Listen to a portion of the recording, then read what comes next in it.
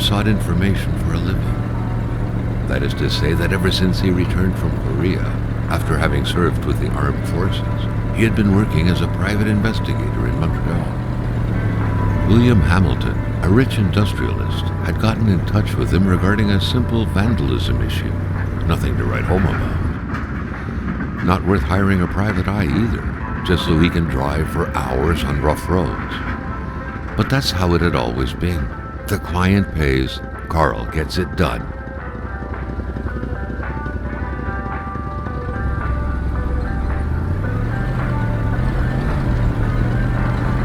They had set up to meet at the general store, his client's business. Well, actually, the entire village had William Hamilton's name written all over it.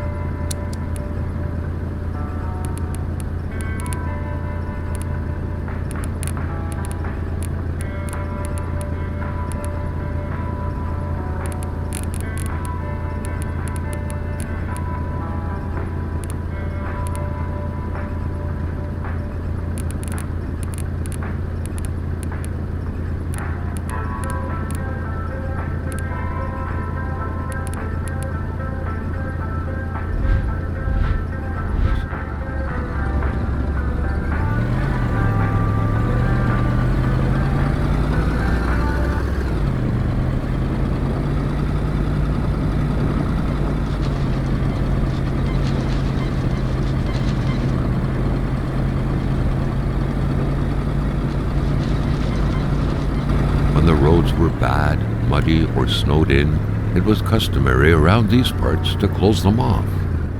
But it was also customary to ignore those signs entirely and drive there anyway.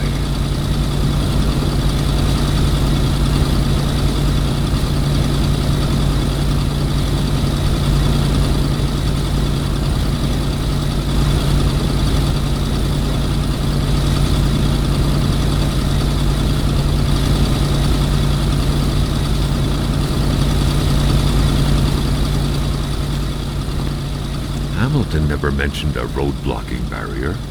Why was it needed here in the back of Beyond? That would, however, be a mystery for another day. Carl had waited long enough for someone to come and raise it. Still not a soul in sight. There was no point in waiting any longer. Carl had to figure this one out by himself.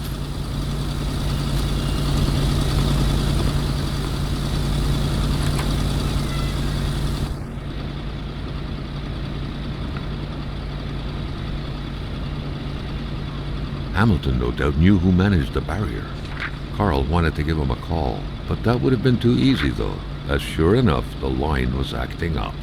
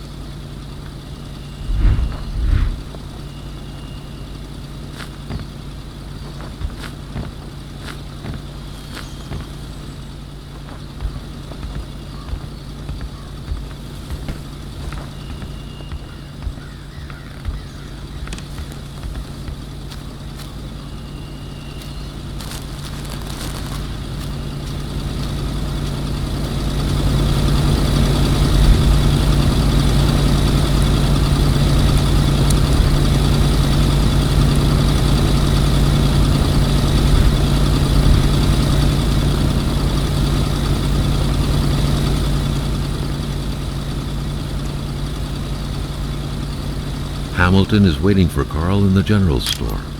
It was time for him to get down to business.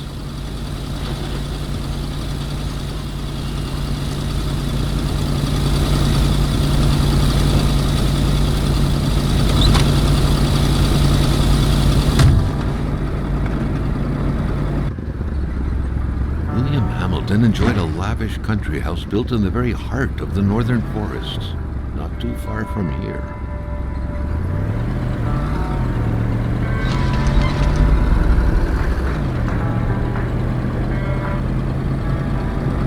The local populace was divided when it came to the affluent man. Some saw a wealthy philanthropist dedicated to improving the region's economy. Others an aging Englishman who would do anything to further his fortunes. And those ones hated him enough to go on about scheming against him. Hamilton had recently acquired a few local businesses, but the last straw was the reopening of a mine, which gave rise to a wave of protests and threats from the Cree people. Given these circumstances, Carl reckoned that a good number of people must be feeling compelled to oppose Hamilton in one way or another. So far, only the industrialist's house had been a target, but soon enough, Carl thought, the target would become the man himself.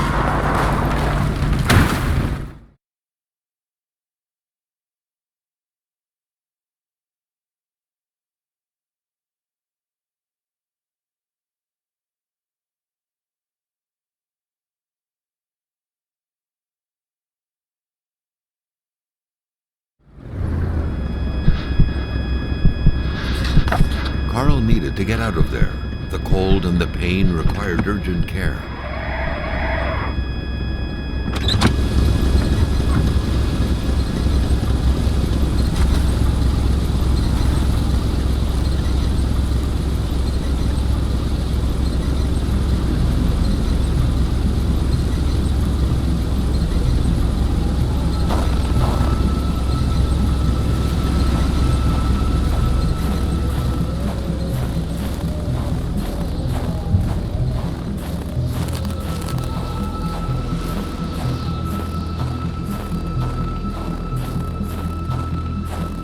Carl wondered how long he would have to endure this skin-stinging cold.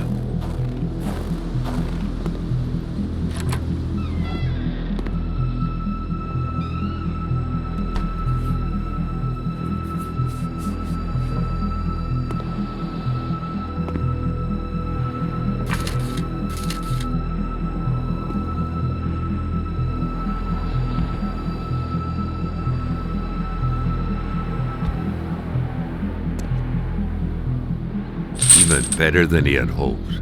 Carl Faubert had succeeded once more, and was now on his way to new adventures.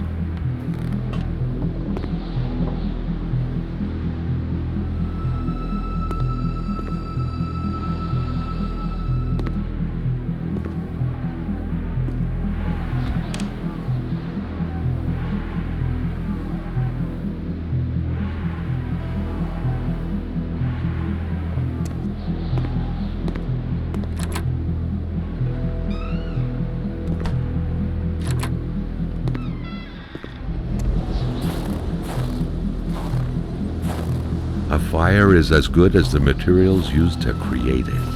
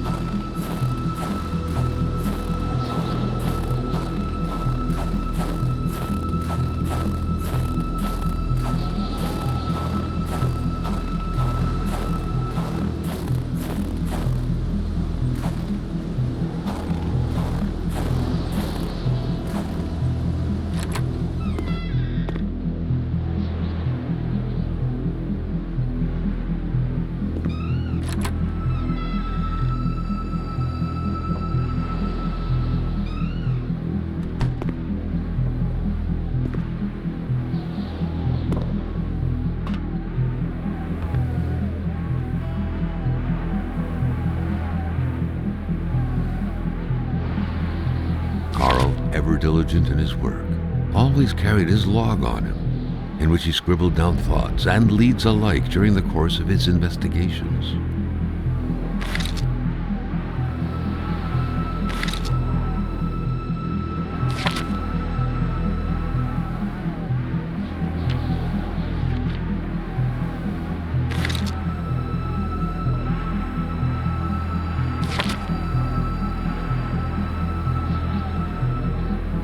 The Polaroid, Carl's long-standing and faithful ally, has seen its share of husbands caught red-handed cheating. There's always something out there waiting to be snapped away.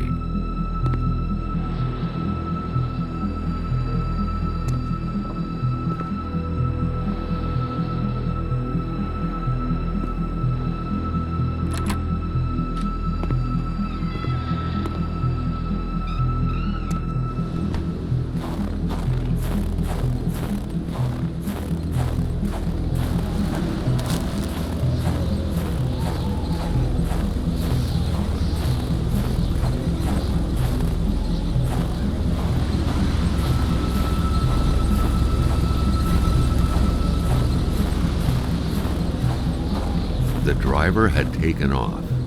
It was still best to check it out and leave nothing to chance. Carl needed help.